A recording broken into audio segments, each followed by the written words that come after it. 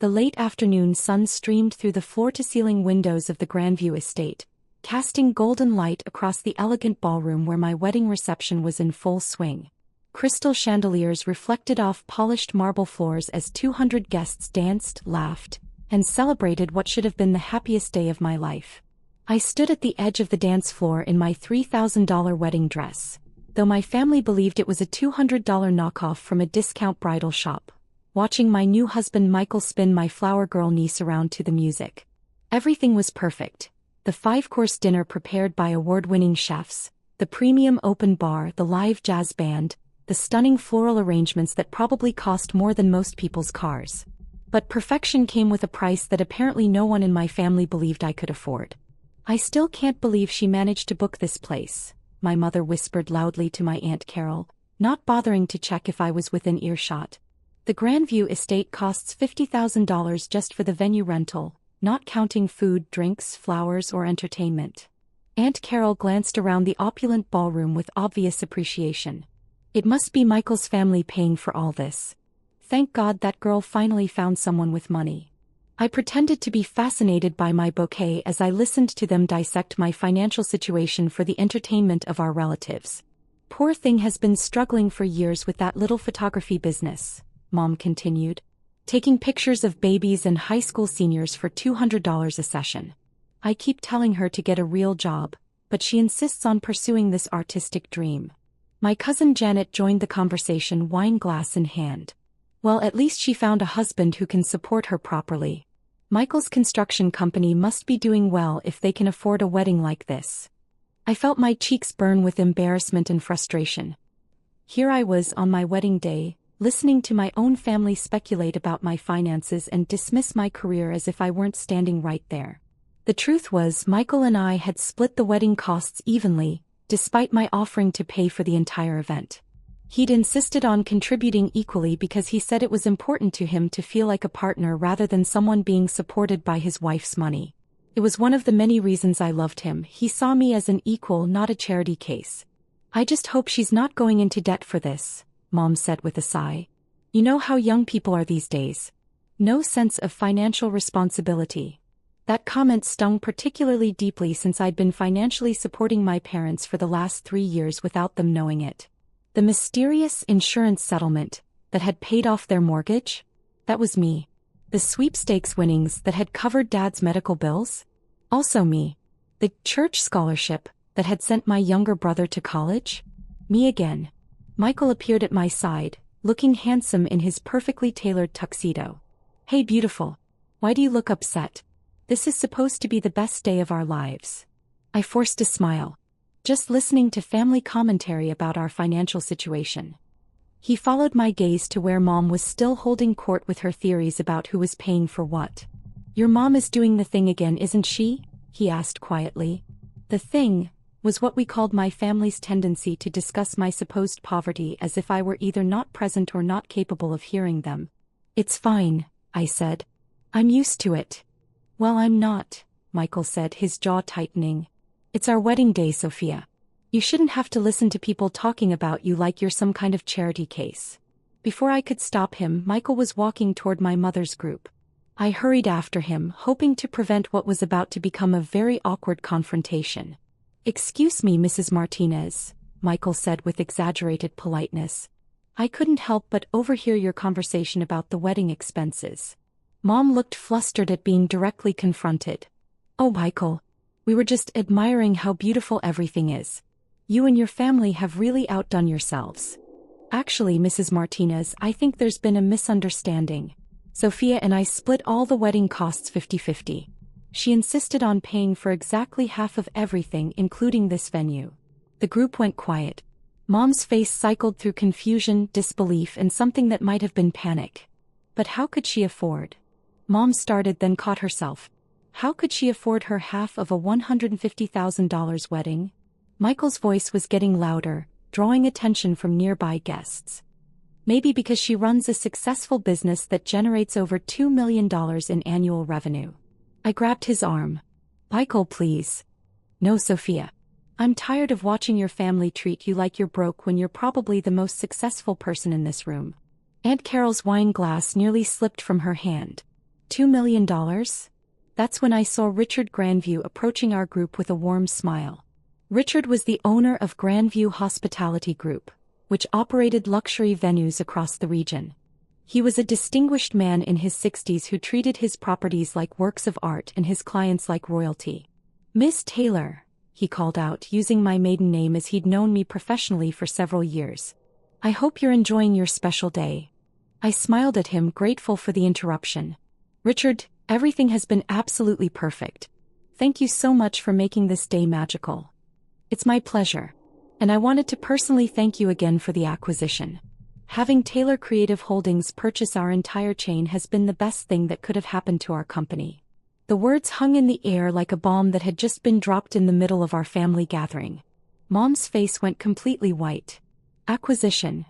Richard beamed with pride. "Oh yes. Miss Taylor's company acquired Grandview Hospitality Group 6 months ago. We now have the capital to expand to 12 new locations across the state. It's the most exciting development in our company's history." He turned to me with obvious admiration. "Your vision for combining luxury events with cutting-edge digital marketing has already increased our bookings by 300%. The photography and videography packages you've integrated are revolutionary." My cousin Janet made a sound like she was choking on her wine. "Photography packages?" Mom whispered. "Oh, you must be so proud of your daughter," Richard continued, oblivious to the family drama he'd just ignited. "Taylor Creative Holdings isn't just about photography anymore. The event planning division, the luxury venue chain, the digital marketing agency, she's built quite an empire." He gestured around the ballroom. "And having her wedding at her own venue was such a lovely touch. Though I suppose technically it's free when you own the place." Richard laughed at his own joke while my family stared at me in stunned silence. "Empire," Aunt Carol repeated weakly. "Absolutely. 15 venues across 3 states, a team of 200 photographers and event coordinators, partnerships with luxury hotels and resorts. Forbes called her one of the most innovative entrepreneurs in the wedding industry." Michael was trying not to smile as he watched my family process this information. "I should let you get back to celebrating," Richard said. "But Miss Taylor, the board meeting is scheduled for next Thursday to discuss the Las Vegas expansion. We're all very excited about the opportunities there." "Thank you, Richard. I'll see you Thursday." After he walked away, the silence that followed was deafening. 5 family members stood in a circle, staring at me like I'd just revealed I was an alien from another planet. Mom was the first to speak, her voice barely above a whisper. "Sophia, you own this place?" I nodded. "Among others. Grandview was actually my first major acquisition. I've been expanding the business model to other markets." "But you said you take pictures of babies," Janet said weakly. "I do. That's how I started, doing portrait sessions and wedding photography. But I also noticed that most venues had terrible marketing, outdated websites, and no social media presence.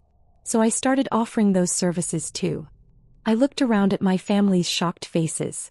Then I realized I could offer complete packages: venue, photography, planning, catering, entertainment. Instead of just taking pictures at weddings, I could create entire wedding experiences. Michael stepped closer to me, his hand finding mine. "When venues started struggling during the pandemic, I had the capital to acquire them at reasonable prices. Now we offer luxury wedding and event services from initial planning through final photography delivery." "How many venues?" Mom asked, her voice hollow. 15 currently. We're opening 3 more next year, plus we're launching a destination wedding division in partnership with resorts in Hawaii and the Caribbean." Aunt Carol sat down heavily in the nearest chair. "You own 15 wedding venues?" 15 luxury event venues. We host weddings, corporate events, galas, and private parties. Last year we coordinated over 2,000 events. The number seemed to hit them like a physical blow. "Sophia," Mom said slowly, "if you have all this money, all this success, why do you live in that little apartment? Why do you drive that old Honda? Why do you dress like—" She gestured at my general appearance, then seemed to realize she was critiquing my fashion choices at my own wedding. "I live modestly because I prefer to reinvest profits back into the business rather than spend money on things that don't matter to me," I explained. "The apartment is convenient and comfortable. The car is reliable and efficient. I save my money for experiences and investments, not status symbols. Michael squeezed my hand. She could afford any car she wants. She chooses to drive the Honda because it's practical and environmentally friendly. But why didn't you tell us? Mom asked, tears starting to form in her eyes. Why let us think you were struggling? This was the question I'd been dreading. Because every time I tried to talk about expanding my business, you told me to be realistic and get a steady job with benefits. When I mentioned buying equipment or hiring employees, you said I was being irresponsible with money I didn't have. I took a deep breath. When I tried to explain my business plan for acquiring venues, you said I was living in a fantasy world. So I stopped trying to share my successes with the family. But we thought you needed help, Mom protested. We've been worried about you for years. I know. And I appreciate that you care. But your worry was based on assumptions, not facts. You assumed I was failing because my business model didn't look like traditional employment. A server appeared with a tray of champagne and I gratefully accepted a glass. The conversation was emotionally draining, even though it was long overdue. Mom, do you remember 3 years ago when you and Dad were about to lose the house because of his medical bills? She nodded reluctantly. And then you got that call from the insurance company saying there had been an error in processing, and they were covering everything retroactively? Yes, it was a miracle. We never understood why. It wasn't the insurance company. I paid those bills directly and had my lawyer structure it to look like an insurance settlement so you wouldn't feel obligated to pay me back. Mom's hand flew to her mouth. And the church scholarship that sent David to college? That was the Taylor Creative Holdings Educational Foundation, which I established specifically to help family members pursue their dreams without having to ask for help directly. My brother David, who had been standing nearby and apparently listening to everything, stepped forward with wide eyes. Sophia, you paid for my college? I established a scholarship program. You earned it through your grades and your essay about wanting to become a teacher. The foundation just made it possible. How much? Mom whispered. How much money have you spent helping us? I looked at Michael, who nodded encouragingly. Including the mortgage payoff, medical bills, college tuition and various other assistance over the years? Approximately $400,000. The number hit the group like a physical blow. Several people had to sit down. But you never said anything, David said, his voice shaking. You let us think it was scholarships and insurance settlements and lucky breaks. Because I wanted you to feel proud of your accomplishments, not indebted to me. You earned that college degree, David. The scholarship just removed financial barriers. I turned to Mom. And you and Dad worked hard your entire lives and didn't deserve to lose your home because of medical costs you couldn't control. I had the ability to help, so I did. But why keep it secret? Aunt Carol asked. Because I know this family. If you'd known the help was coming from me, it would have changed our relationships. You would have either felt obligated to pay me back, which would have been financially impossible, or you would have started expecting assistance instead of appreciating gifts. Michael stepped forward. What Sophia is too modest to tell you is that she's been quietly supporting half the people in this room. The Taylor Creative Holdings Foundation has provided over $2 million in scholarships, medical assistance and emergency funds to family members and employees over the last 5 years. $2 million? Janet repeated faintly. That's just the charitable giving, Michael continued. The business itself is valued at approximately $15 million. Sophia is worth more money than the rest of the family combined, and she's been using that wealth to take care of everyone while letting you believe she was the one who needed help. The silence that followed was broken by the sound of the band starting a new song. Around us, the wedding reception continued as our family processed revelations that changed everything they thought they knew about me. Sophia, Mom said finally, I owe you an apology. We all do. We've been treating you like a child who couldn't take care of herself, when all along you've been taking care of all of us. You don't owe me anything, Mom. You're my family. Taking care of family is what you do when you have the ability. But we've been so condescending. So dismissive of your work, your choices, your lifestyle. You were trying to protect me. I understand that. But protection based on false assumptions isn't helpful. It's hurtful. David stepped forward and hugged me tightly. Thank you, he whispered. For college, for believing in me, for making it possible for me to become a teacher. You did the work, David. I just removed some obstacles. Mom was crying now, tears streaming down her face. I'm so proud of you, sweetheart. I should have said that years ago, but I'm saying it now. You've built something incredible. We're all proud, Aunt Carol added. And we're all ashamed of how we've been talking about you. I looked around at my family, these people who had shaped me, supported me in their way, and yes, sometimes misunderstood me completely. I don't want anyone to feel ashamed. I want us to move forward with better understanding. And I want you to know that despite everything, despite the frustration and hurt feelings, I love this family and I always will. Michael wrapped his arm around my waist. And now they know that when you said you wanted to pay for half the wedding, you weren't being stubborn or proud. You were being generous by not paying for the whole thing. That actually made Mom laugh through her tears. Speaking of the wedding, I said, there's one more thing you should probably know. I gestured toward the band which had just finished their set. See the musicians? That's the Taylor Creative Holdings house band. They perform at all our venues. And the photographer getting candid shots over there? She's my business partner and co-founder of the company. Even the band? Janet asked weakly. We employ about 200 people across all our properties. Photographers, planners, musicians, caterers, florists, venue coordinators. It's a comprehensive operation.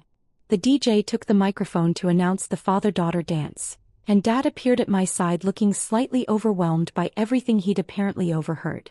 Sweetheart, he said quietly, your mother told me what we just learned. I don't have words for how proud I am, or how sorry I am that we didn't understand. Dad, let's just focus on celebrating tonight. We can talk about everything else later. As he led me onto the dance floor, I could see my family members scattered around the ballroom, some sitting in stunned silence, others animatedly discussing what they'd just learned. The revelation had completely changed the dynamic of the evening, but not in a bad way. You know what the best part of this is? Dad said as we swayed to the music. What's that? Watching you and Michael start your marriage with complete honesty. No secrets about money, no pretending to be something you're not. That's a good foundation. It is, I agreed, though I'm not sure the family needed to learn everything quite so dramatically. Dad chuckled. Sometimes the truth needs a dramatic entrance to be properly heard. As the song ended and Michael cut in for the next dance, I realized that Dad was right. For years, I'd been allowing my family to believe a version of me that wasn't real. Tonight they finally met the actual me, successful, generous, independent, and capable of taking care of not just myself but all of them. No regrets? Michael asked as he spun me around. None. It feels good to finally be seen for who I really am. Even if it means your mom is going to spend the next 5 years apologizing for underestimating you? I laughed. Especially then. As the evening continued, I noticed a subtle but significant change in how my family interacted with me. The condescending advice stopped. The worried glances disappeared. Instead, I found myself in conversations about business, investments, and future plans. For the first time in years, they were asking for my opinion rather than offering unsolicited guidance. It was exactly the wedding gift I hadn't known I wanted. The gift of being seen, understood, and respected by the people who mattered most to me. Later that night, as Michael and I prepared to leave for our honeymoon, Mom pulled me aside one final time. Sophia, I need you to know something. I'm not just proud of your success or your money. I'm proud of your kindness, your generosity, and the way you've taken care of this family without asking for recognition. Thank you, Mom. That means everything to me. And I promise no more assumptions about your life or your choices. If I want to know something, I'll ask instead of guessing. That sounds perfect. As our car pulled away from the Grandview estate, my venue, my business, my success story, I reflected on how completely the evening had changed.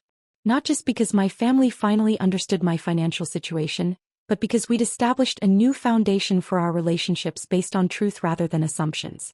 Tomorrow, Michael and I would fly to Hawaii for our honeymoon at a resort where Taylor Creative Holdings was launching our destination wedding division.